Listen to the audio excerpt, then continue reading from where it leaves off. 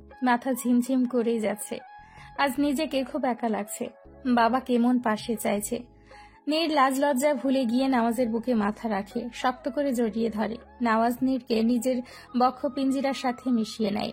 নীরের মাথায় চুমু খেয়ে বলে, নীর, একটু শান্ত হও। নীর যেন কেঁদেই চলছে। নওয়াজ নীরের মাথায় হাত বোলালো। নীরের কপালে ঠোঁট ছুঁয়ে বলল, এত কান্না করছো কেন? কষ্ট হচ্ছে।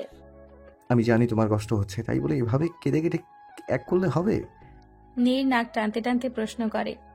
আপনার সাথে এমন হলে কি করতেন? নওয়াজ চুপ হয়ে যায়, কি বলবে বুঝতে পারে না। নীর এক হাতে চোখের পানি মুছে নাক টানতে টানতে বলে, এতদিন যাকে মা মনে করলাম, আজ শুনতে হচ্ছে সে আমার মা না। এতদিন যাকে বাবা ভাবলাম, সে নাকি বাবা না। বলুন তো কেন আজ এই সত্য সামনে এলো? আমি তো জানতে চাইনি। আমি তো খুশি ছিলাম। এভাবে সত্য সামনে না এলে কি খুব ক্ষতি হতো? আমি তো সবকিছু নিয়েই খুশি ছিলাম। নীর আবারও বলে, জানেন, আমি মিথ্যে একদম পছন্দ করি না। কেউ আমার সাথে মিথ্যে বলুক, তাও আমার অপছন্দ। সেখানে আজ জানতে পেরেছি জীবনের এতগুলো দিন মিথ্যা দিয়ে পার হয়েছে। সম্পর্কের বেড়াজালে কেমন আটকে গেছি, সম্পর্কের গোলক ধাঁধায় আটকে গেছি। নওয়াজ বার কয়েক ঢোক গিলল, কিছু একটা ভেবে চোখ বন্ধ করলো। সেও তো নীরের থেকে তার জীবনের সবচেয়ে বড় সত্য লুকিয়েছে, যে সত্য জানা নীরের অধিকার। কিন্তু নওয়াজ কি করবে? যতবার সেই সত্য বলতে চায়, ততবার নওয়াজের মনে হয় সে নীরকে হারিয়ে ফেলবে। নীর তাকে ছেড়ে চলে যাবে। সে তো নীর থেকে দূরে থাকার কথা চিন্তাও করতে পারে না। না, নওয়াজ আর বেশি কিছু ভাবল না। নওয়াজ নিজের হাতের মুঠোয় নীরের হাত নিল, ঠান্ডা ধীরে বলল, নীর, তুমি তো স্ট্রং, আমার স্ট্রং নীর। এভাবে ভেঙে পড়লে হবে? এটাও তোমার জীবনের এক সত্য। আর তুমি না বলো, আব্বা তোমায় শিখিয়েছে সব পরিস্থিতিতে নিজেকে শক্ত রাখতে।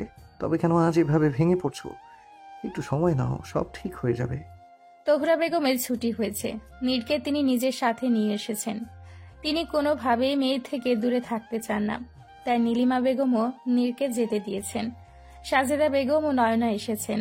রাতের বেলা নীর তহুরা বেগমকে খাইয়ে দিল, টুকটাক কথা বলল, নিজেকে যথা স্বাভাবিক রাখার চেষ্টা চালালো। তহুরা বেগমের পাশেই বেশ কিছুক্ষণ বসেছিল। তহুরা বেগম ঘুমানোর পর এক এক কদমে সাজেদা বেগম রুমে গেল। এত বছর পর নিজের বাড়িতে এসে এক অন্যরকম অনুভূতি হচ্ছে। আগের মতোই আছে সবকিছু, এক চুল পরিমাণ বদলায়নি কিছু, শুধু বদলে গেছে সম্পর্কগুলো, বদলে গেছে সময়। সাজেদা বেগম বিছানায় হেলান দিয়ে বসলেন, চোখে তার দুশ্চিন্তার ছাপ, বুকে ব্যথা হচ্ছে। আচ্ছা, নীর কি নিজের মাকে পেয়ে তাকে ভুলে যাবে? তাকে অস্বীকার করবে? পালক মা হিসেবে থেকে যাবে সে? সে তো নীরকে নিজের মেয়ে মনে করে বড় করেছে। এত বছর পর আবার রক্তের টানে কি সাজেদা বেগমকে নীর ভুলে যাবে?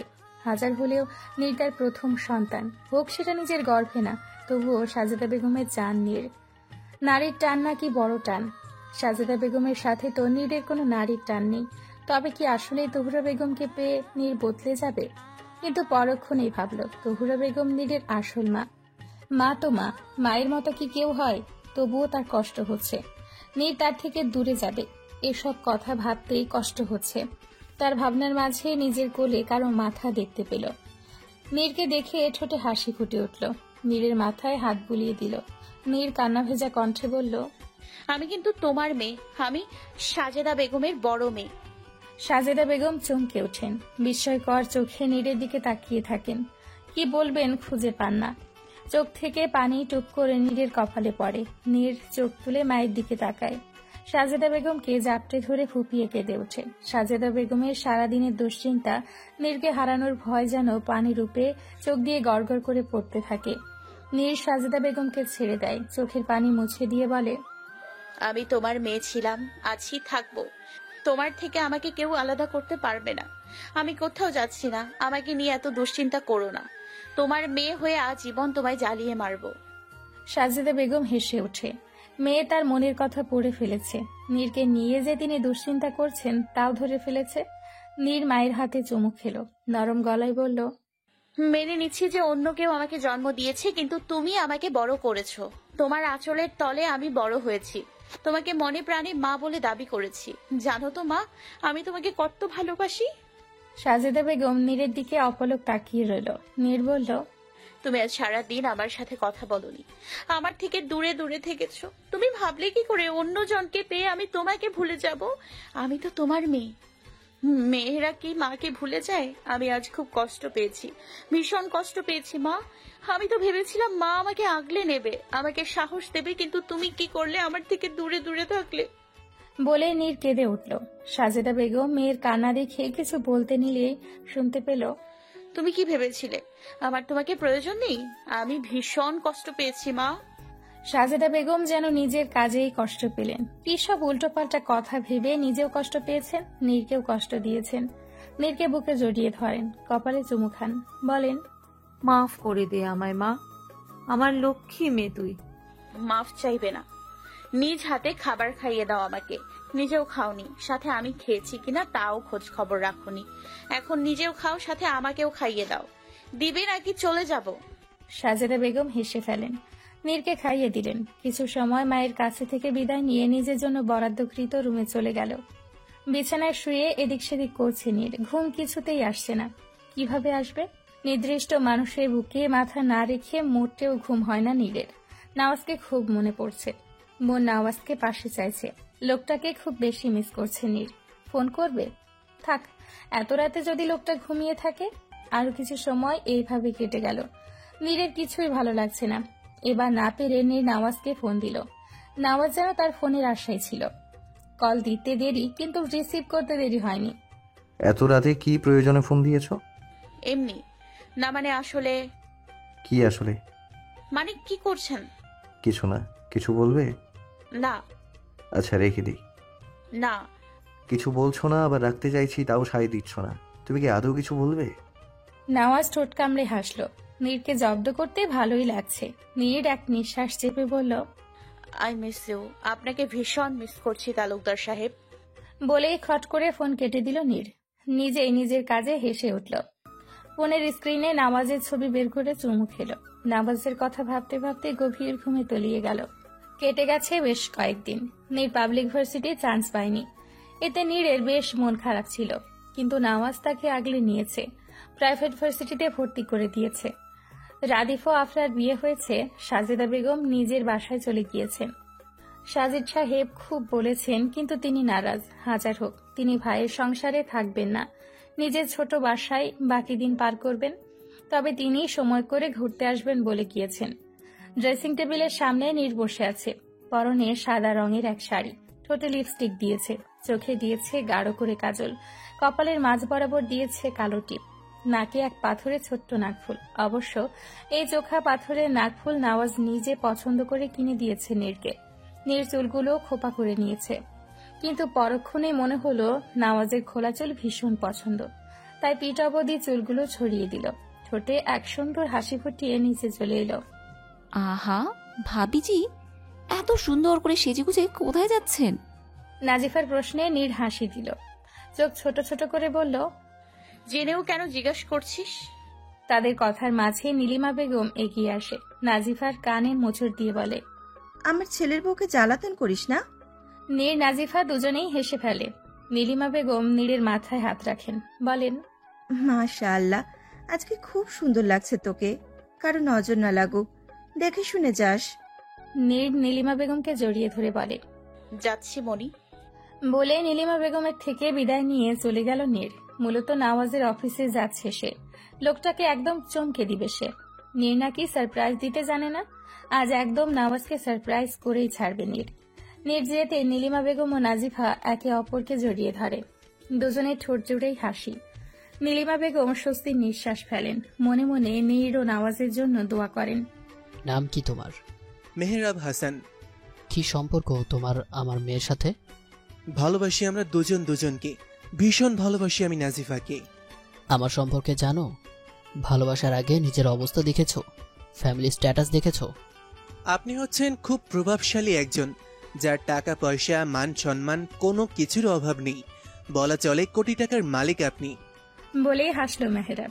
আবারও বলল, শুনুন আঙ্কেল, ভালোবাসা অবস্থান দেখে হয় না, না হয় ফ্যামিলি স্ট্যাটাস দেখে। ভালোবাসা জাত ধর্ম বর্ণ টাকা পয়সা কোনো কিছুই মানে না। মনে যখন যাকে ভালো লাগে তখন ভালোবাসা তৈরি হয়। কেন আমার মেয়ের পিছনে পড়ে আছো?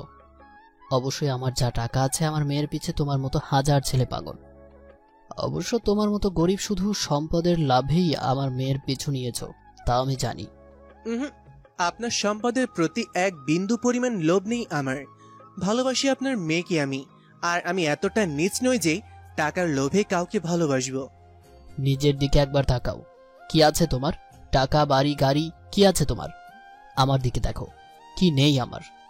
আমার এত কিছু নেই, আছে শুধু একটা মন, যে মন জুড়ে শুধু নাজিফার বসবাস। আপনার মেয়েকে চেয়েছি আমি।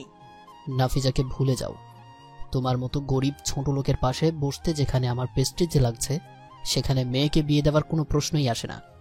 আপনার মেয়েকে আমি সুখে রাখবো, কোনো কিছুর কমতি হবে না, নিজের সবটুকু দিয়ে আগলে রাখবো। সর্বোচ্চ সুখী হবে নাজিফা আমার কাছে। টাকার কমতি বড় কমতি। আমার মেয়েকে ভুলে যাও, আর যেন তোমাকে আমার মেয়ের আশেপাশে না দেখি। মনে রেখো, আমি কিন্তু অত ভালো না। আজ ছেড়ে দিয়েছি বলেই যে সবসময় তোমাকে ছেড়ে দিব বিষয়টা এমন না। বলেই চলে গেল নিজাম তালুকদার। মেহেরাব চোখ বন্ধ করে নিজেকে সামলে নিল। তাদের মাঝে আবার টাকা এসে সবকিছু উল্টে পাল্টে দিচ্ছে। না, মেহেরাব এত তাড়াতাড়ি হার মানবে না, মন খারাপ করবে না। আজ এত বড় খুশির দিনে মেহেরাবের আজ চাকরি ফাইনাল হয়েছে, বেশ বড় এক কোম্পানিতে। তার পরিচিত একজনের মাধ্যমে হলো। অবশ্যই এতে তার নিজেরও প্রচেষ্টা ছিল। মেহেরাব বাসার উদ্দেশ্যে হাঁটা ধরল। নাজিফাকে এই খুশির সংবাদ দিতে হবে। অন্ধকার রুমে মাটিতে হাঁটুর ওপর মুখ গুজে অনবরত কেঁদে চলেছে এক মানবী।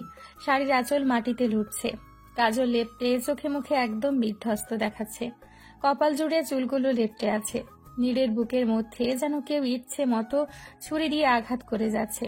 মনে হচ্ছে হৃদয়ে তার রক্তক্ষরণ হচ্ছে। হৃদয় যেন ক্ষত বিক্ষত হয়ে যাচ্ছে। শ্বাস প্রশ্বাস নিতে ভীষণ কষ্ট হচ্ছে।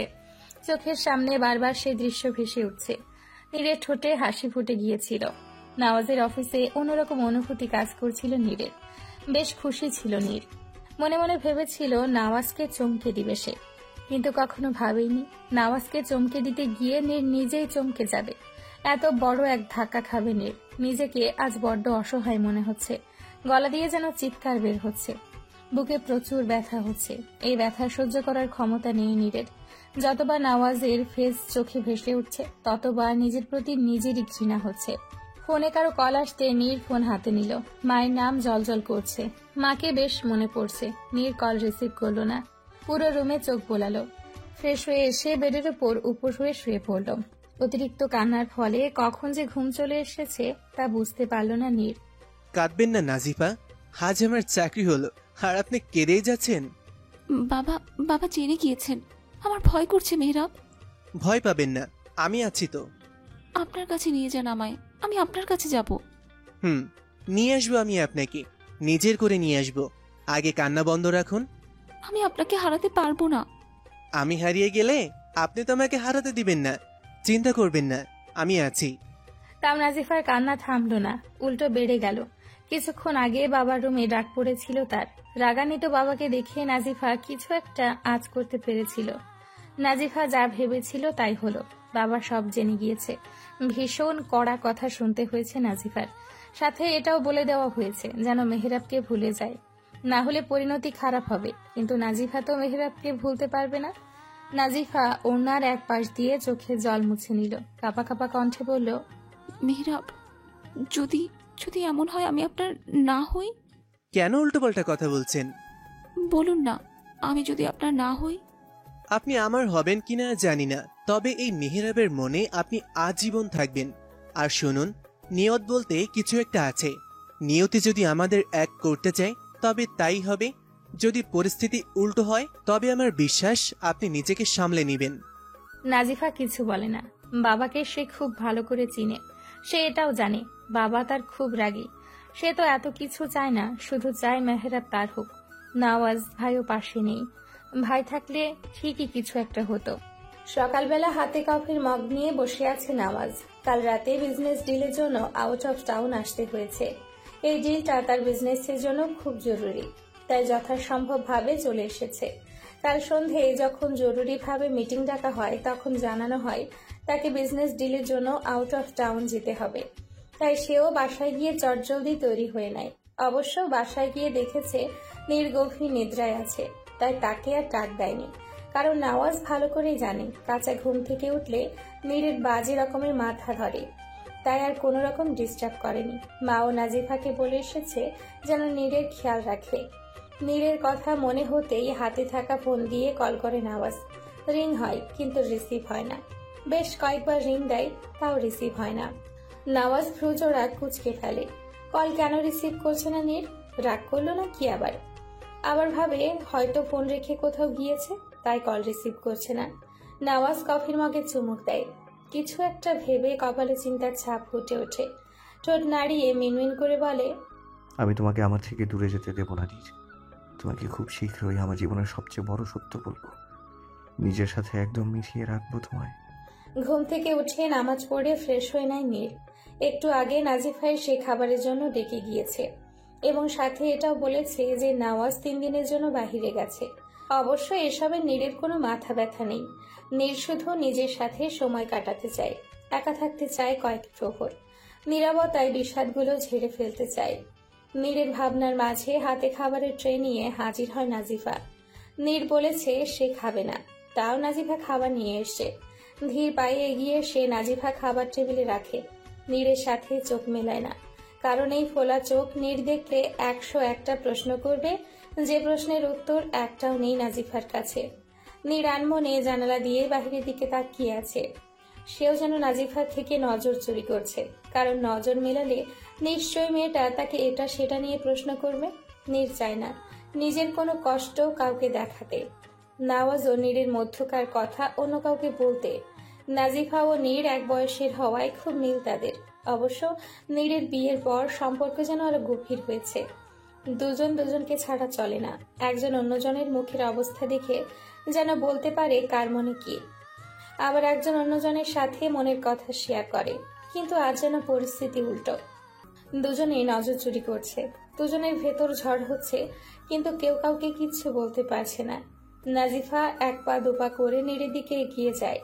নীরকে একটু জড়িয়ে ধরলে যদি মনের অশান্তি দূর হয়। তবে নাজিফা মনে প্রাণে দোয়া করছে যেন নীর পেছন দিকে না ফিরে। নাজিফা শুধু নীরকে জড়িয়ে ধরবে এবং নিজের কষ্ট লাঘব করার চেষ্টা করবে। নাজিফা নীরকে জড়িয়ে ধরে। নীর চোখ বুজে। নীরেরও মন চাইছে নাজিফাকে জড়িয়ে ধরতে। কষ্ট পেলে কাছের কাউকে জড়িয়ে ধরলে কষ্ট একটু হলেও লাঘব হয়। কিন্তু নীর পেছন ফিরল না। ঠোঁট দিয়ে কোনো কিছু উচ্চারণ করার আগেই যেন নাজিফা হাওয়ায় মিলিয়ে গেল। নীর পেছন ফিরে চোখ বন্ধ করতেই 2 ফোঁটা জল গড়িয়ে পড়ল। নীর হন্তদন্ত পায়ে রুমের দরজা বন্ধ করল। নীর দরজা বন্ধ করে আলমারির সামনে দাঁড়ালো। গোসল করার জন্য ড্রেস বের করতে যাবে, ঠিক তখন ড্রেসের সাথে একটা বক্স বের হয়, মাটিতে পড়ে যায়। বক্স থেকে বেরিয়ে আসে এক পায়ের একটা নূপুর। নীর নূপুর হাতে নেয়। নূপুর এপাশ ওপাশ করে দেখতে শুরু করে। নীরের নূপুরের প্রতি বেশ চোখ, তাই নিজের টাকা জমিয়ে নিজের পছন্দ মতো এক পায়ের একটা নূপুর বানিয়েছিল। বেশ সুন্দর ছিল নূপুরটা, কিন্তু কথা হলো এই নূপুর তো সেই রাতে হারিয়ে গিয়েছিল যেদিন প্রথম নওয়াজের সাথে দেখা হয়। তবে নওয়াজের কাছে নূপুর এলো কোত্থেকে? নীর দেখতে পাই বক্সের ভেতর সাদা কাগজে কি যেন, মনে হচ্ছে কোনো চিরকুট। নীর চিরকুট খুলে গোটা গোটা অক্ষরে দেখতে পাই, ঝড়ের বেগে ছুটে এসে কেন তোমার নূপুর আমার কাছে রেখে গেলে? ডাগর চোখের অধিকারিণী, তবে কি এই নূপুর দিয়ে আমাদের দ্বিতীয় দেখার বার্তা দিয়ে গেলে? নীর চমকে ওঠে। তবে কি সেদিন নওয়াজের গাড়িতে নীরে নূপুর রেখে এসেছিল? নীর নূপুর জোড়া ছুঁয়ে দেখে, বক্সে সুন্দর করে রেখে দেয়। মাথায় সে কালকের ঘটনা হানা দেয়। মাথা ঝিমঝিম করে, চোখে ঝাপসা দেখে। টেবিল থেকে 1 গ্লাস পানি নিয়ে ঢকঢক করে পান করে। নীরের চোখ দিয়ে পানি পড়ে। মায়ের কথা খুব মনে পড়ে। জড়িয়ে ধরে মন হালকা করতে মন চায়। নীর চোখের পানি মুছে মাকে ফোন দেয়, কিন্তু ফোনে যেন যাচ্ছে না। হয়তো নেটওয়ার্ক প্রবলেম। নীর বার কয়েক কল করলো, কিন্তু ফলাফল শূন্য। তাই হাতে থাকা ফোন টেবিলে রেখে ফ্রেশ হয়ে কোরআন পড়তে বসলো। মন শান্তি করার এই এক উপায়, কারণ মন শান্তি করার জন্য একজনই আছেন যিনি নীরের মনের সব যন্ত্রণা কমিয়ে দিতে পারে, নীরকে একটু শান্তি দিতে পারে। নওয়াজ মিটিং শেষ করে মাত্র ফিরেছে। ঘড়ির টাইম সন্ধে 8:15। নওয়াজ ফোন হাতে নিল। না, নীরের কোনো ফোন আসেনি। অদ্ভুত, এমনিতেও কয়েকবার ফোন দেয়। কাল থেকে এ পর্যন্ত দেখা হলো না, তাও কেন ফোন দিল না? নওয়াজ সকালে কয়েকবার ও বিকেলে কয়েকবার দিয়েছে, কিন্তু বারবার ফোন বন্ধ পেয়েছে। কিন্তু নীর তো কল ব্যাক করার কথা। নওয়াজ আবারও ফোন দেয়।